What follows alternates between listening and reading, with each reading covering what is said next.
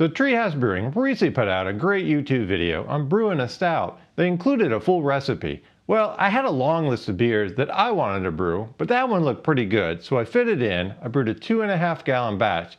Man, I kind of wish I brewed a 5-gallon batch of that one. It might be the best stout I've ever brewed.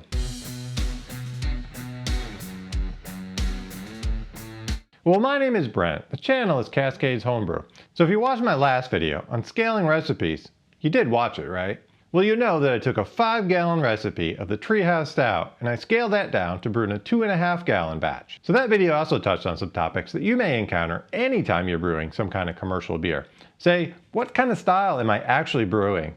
How do I adapt a recipe to my efficiency and to my process? How can I substitute ingredients for ones that I have either available or I even have on hand?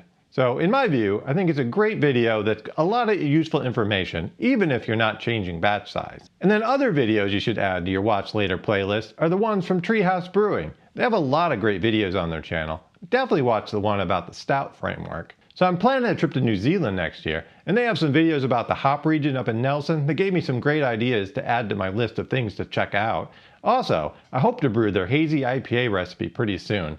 And to brew that one, I picked up a special pack of yeast from Bootleg Biology. It's supposedly a blend that may emulate some of the Treehouse yeast character, so we'll see if that one gives it just a little extra edge to make that one a little bit more authentic. Well, I talked a lot about the recipe in my last video, so let's go and get on in to the brew day. This is my recipe for the Tree House Stout. I picked an American stout, even if it's not cleanly into the style guidelines. So again, I'm brewing what I call a 2.5-gallon batch. It's really about 2.7 gallons into the fermenters, my target, or 10.2 liters. 35 IBUs based on the recommendations. And it's a nice jet black 44 SRM. I wrote the recipe around a 75% efficiency, which would give me an original gravity of 1075. Final gravity was predicted at 1018, which would give me an ABV of 7.5. So I think I actually came in at 6.8%. We'll look at that a little bit later. For the grain bill on this one, I went with 69% of a Maris Otter for my base malt, 13.8% of a Munich, about 7% of a Crystal 80, 3.4% each of roasted barley, a dark chocolate, and a Carafa Special 2. So there's a link to the recipe down in the description if you want some details about the specific malts that I've used. But it was a nice day, so I decided to mill the grains outside. That way I don't have to worry about the dust and the cleanup. So looking at the water profile on this one, so I went for a little boost of chloride over sulfate. So we're talking about 100 chloride. I got 66 sulfate calculated, and that would bring my calcium up to 80. So I added a little baking soda, which added a little bit of sodium. So the sodium is around 40 on this one. So looking at the additions for my tap water, again, it'd be a little different depending on your base water. I added 2 grams of baking soda. This was to help raise the pH a little bit, but 5.5 is what I put in as a target.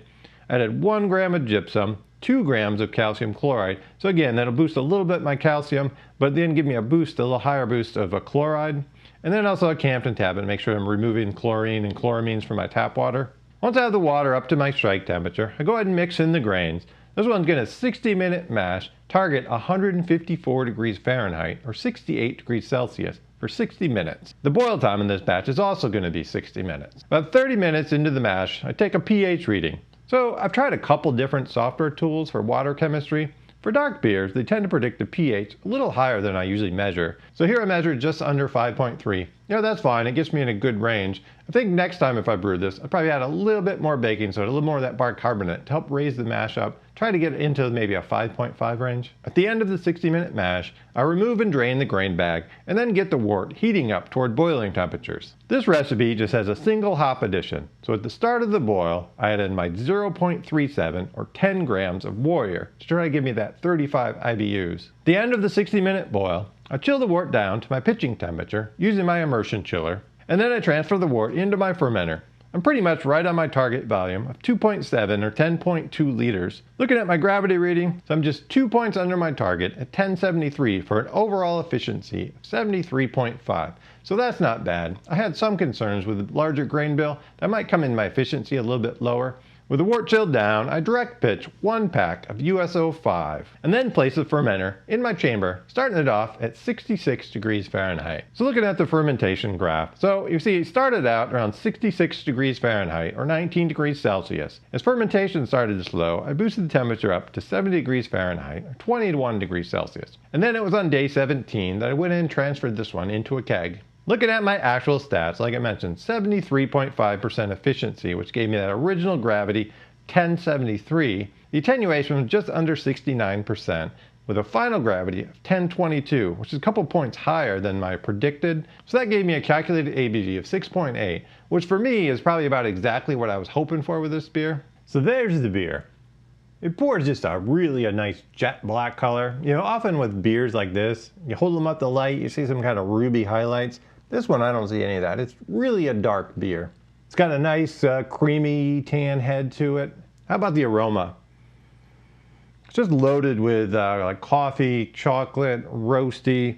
You can definitely get kind of a sweet vibe to it. You know, I could say maybe a vanilla-ish type thing, but I know there's no vanilla in it. The aroma, you can definitely tell this is a stout beer. It's a big dark beer. Mouthfeel and taste.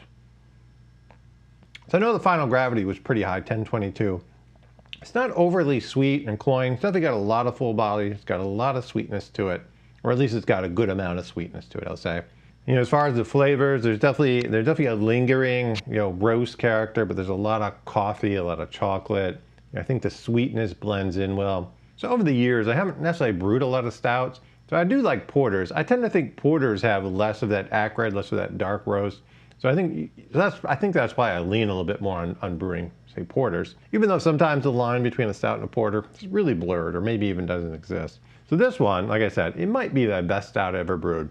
So I have brewed some imperial stouts recently. It was something I want to get back into brewing. It's kind of a challenging style to get those right. Other than that, it's been some years. I know I've brewed like some oatmeal stouts in the past. So if you're looking for a nice flavorful stout, something with a lot of character, something that's in that ABV, it's not a Guinness, but it's also not a big 12% imperial stout.